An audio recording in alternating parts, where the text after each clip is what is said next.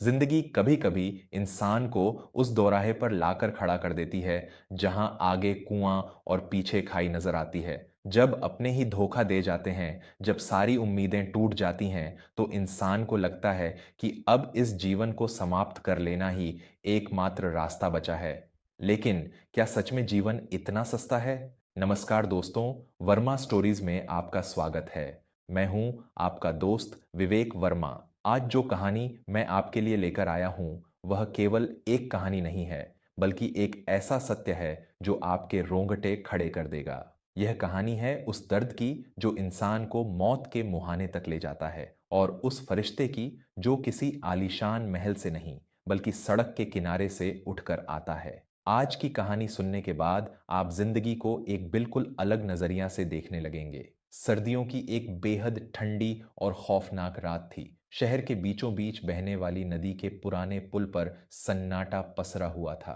रात के करीब 2 बज रहे थे। सर्द हवाएं ऐसे चल रही थीं जैसे शरीर को चीर देंगी। उसी सुनसान पुल के किनारे एक लड़की खड़ी थी। उसका नाम नंदिनी था। नंदिनी के बाल हवा में बेतरतीब उड़ रहे थे। उसकी आंखों से लगातार आंसू बह रहे थे और उसकी नजरें पुल के नीचे बहते हुए नदी के गहरे और काले पानी पर टिकी थीं। नंदिनी कोई आम लड़की नहीं थी। वह शहर के बहुत बड़े और नामी व्यापारी सेठ दीनदयाल की इकलौती बेटी थी। लेकिन आज वह एक ऐसे मोड़ पर खड़ी थी जहां न उसके पास दौलत थी, न पिता का साया, और न ही जीने की कोई वजह। एक हफ्ते पहले तक नंदिनी की जिंदगी किसी खूबसूरत सपने जैसी थी। उसकी शादी उसके पिता के सबसे भरोसेमंद और करीबी साझेदार वैभव से होने वाली थी। वैभव पर सेठ दीनदयाल अपनी जान से भी ज्यादा भरोसा करते थे। उन्होंने अपने व्यापार के सारे अहम कागजात और अपनी जीवन भर की गाढ़ी कमाई वैभव के हाथों में सौंप दी थी। लेकिन शादी से ठीक 2 दिन पहले वैभव ने अपना असली रंग दिखाया। उसने सेठ दीनदयाल के सारे बैंक खाते खाली कर दिए, उनकी संपत्ति को धोखे से अपने नाम करवा लिया और देश छोड़कर भाग गया। जब यह खबर सेठ दीनदयाल को मिली, तो वह इस गहरे सदमे को बर्दाश्त नहीं कर पाए और उन्हें दिल का भयानक दौरा पड़ा। सेठ जी को अस्पताल में भर्ती कराया गया, जहां वे मौत और जिंदगी के बीच झूल रहे थे। अस्पताल वालों ने साफ कह दिया था कि अगर सुबह तक उनके ऑपरेशन के लिए पैसों का इंतजाम नहीं हुआ, तो उन्हें बचाया नहीं जा सकेगा। नंदिनी ने अपने सभी रिश्तेदारों, अपने पिता के उन सभी दोस्तों के सामने हाथ जोड़े जो कभी उनके घर के बाहर लाइन लगाकर खड़े रहते थे। लेकिन बुरे वक्त में सबने अपने दरवाजे बंद कर लिए।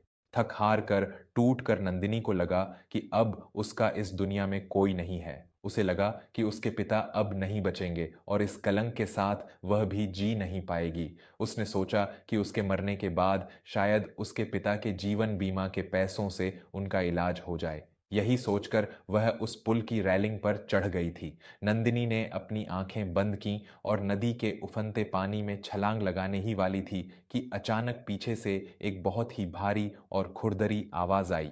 अरे दीदी, क्या इस ठंडे पानी में नहाने का इरादा है? नदी बहुत गहरी है और पानी में बड़े बड़े पत्थर हैं। खोपड़ी फूट जाएगी पर मौत तुरंत नहीं आएगी, तड़प तड़प कर जान निकलेगी। नंदिनी एकदम से चौंक गई। उसका संतुलन बिगड़ा और वह रेलिंग से पीछे की तरफ सड़क पर गिर पड़ी। उसने घबराकर मुड़कर देखा।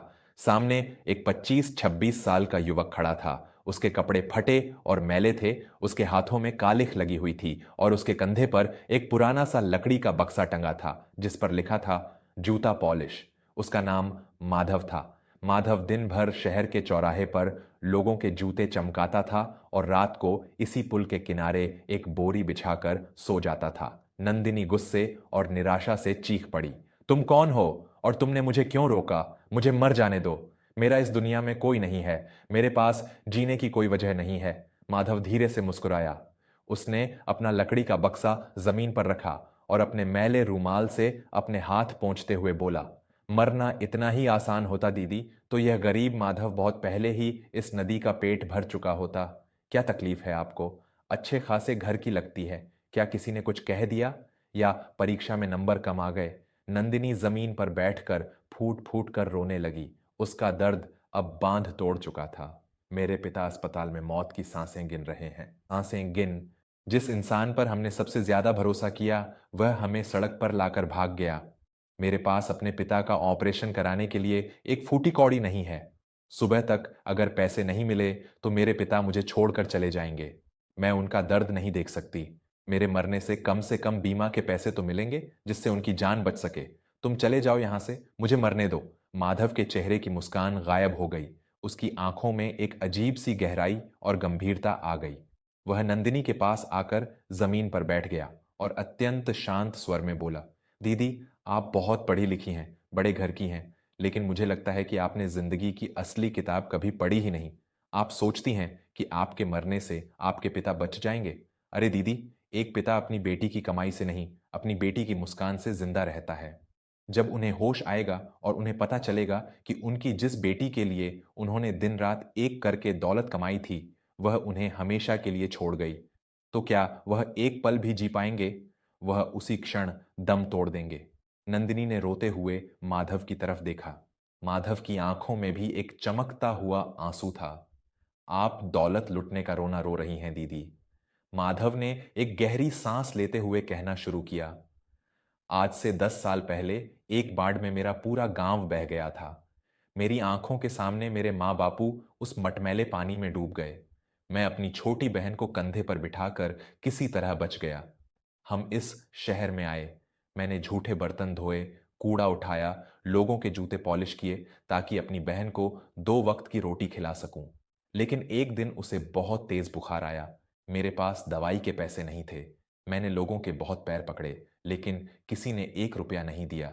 मेरी बहन मेरी गोद में तड़प तड़प कर मर गई। यह सुनकर नंदिनी के आंसू थम गए। वह स्तब्ध रह गई।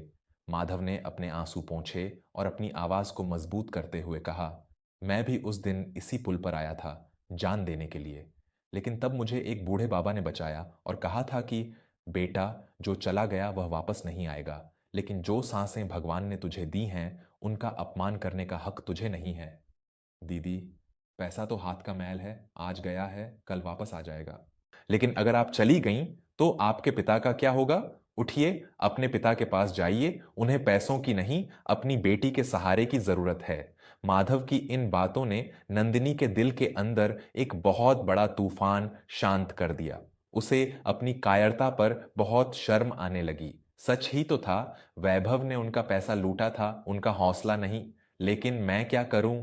नंदिनी बेबसी से बोली। सुबह तक अस्पताल में पैसे जमा नहीं किए तो डॉक्टर इलाज रोक देंगे। माधव तुरंत उठा। उसने अपने गले में लटकी हुई एक मैली सी कपड़े की थैली खोली। उसमें कुछ 100 के नोट और ढेर सारे चिल्लर थे। उसने वह थैली नंदिनी के हाथों में रख दी। ये क्या है? नंदिनी ने हैरानी से पूछा। ये मेरी पिछले 6 महीने की कमाई है दीदी।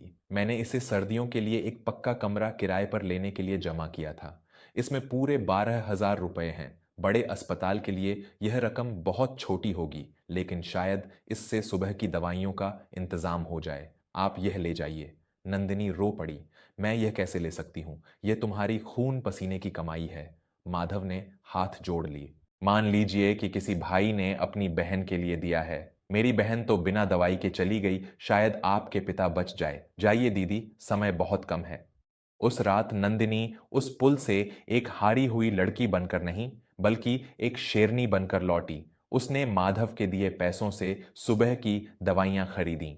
अस्पताल के डॉक्टरों के सामने वह तब तक गिड़गिड़ाई और लड़ी जब तक उन्होंने बिना पूरे पैसों के ऑपरेशन शुरू नहीं कर दिया। उसने अपने गहने बेच दिए, अपने पिता की पुरानी पहचान वालों से कड़े शब्दों में अपना हक मांगा। उसका संघर्ष काम आया। सेठ दीनदयाल का ऑपरेशन सफल रहा। समय का पहिया अपनी गति से घूमने लगा। दिन, महीने और साल बीतते गए। देखते ही देखते इस घटना को पूरे 5 साल गुजर गए। 5 साल बाद शहर का नजारा काफी बदल चुका था। माधव अब भी उसी पुल के पास चौराहे पर बैठता था। बस फर्क इतना था कि अब लकड़ी के बक्से की जगह उसने एक छोटी सी पक्की गुमटी लगा ली थी, जहां वह चाय बेचता था और साथ में जूते भी पॉलिश करता था। उम्र ने उसके चेहरे पर कुछ लकीरें खींच दी थीं, लेकिन उसकी ईमानदारी और उसकी वह मुस्कान आज भी वैसी ही थी। एक दोपहर, जब धूप बहुत तेज थी और माधव अपनी गुमटी के बाहर बैठा एक ग्राहक के जूते चमका रहा था, अचानक एक चमचमाती हुई